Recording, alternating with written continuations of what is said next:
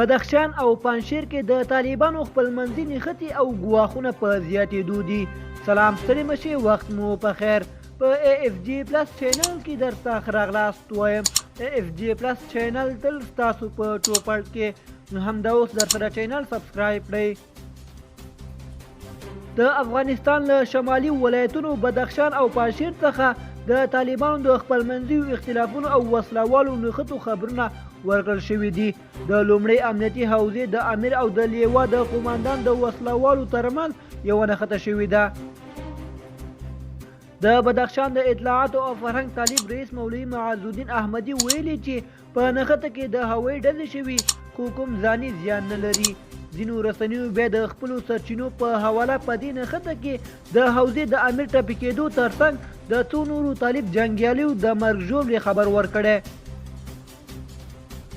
بل لور ته د بدخشان په ګاونډ پنجشیر ولایت کې عینابي ولسوالۍ د یو بې غرضه ځوان له وژل کېدو وروسته د طالبانو چارواکو سره د پنجشیر د امنیت د امیر عبدالحمید خراساني اړیکې خورا ترنګلې شوې دي.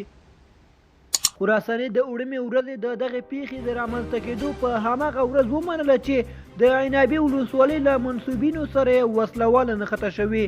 هغه پرون په یو ویډیو پیغام کې د طالبانو د کورنیو چارو او د دفاع وزیرانو ته وویل چې د بې غیرتي ژوند نشي کولی او که د خلکو سپکولو او وژلو دا پیښې جدي تعقیب نشي، د حقونو د دفاع به یې خلکو سره یو ځای ودرېږي. تعلیم مشرانو د پنجشیر د قضیې په اړه څه نه دي ویلي.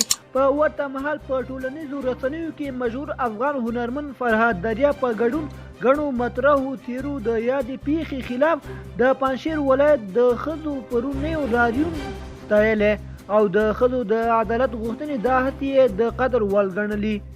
دوستانو، زموږ د نن ورځې خبر تر همدې ځایه و. د نورو تازه خبرونو لپاره زموږ یوټیوب چینل درسره سبسکرایب کړئ.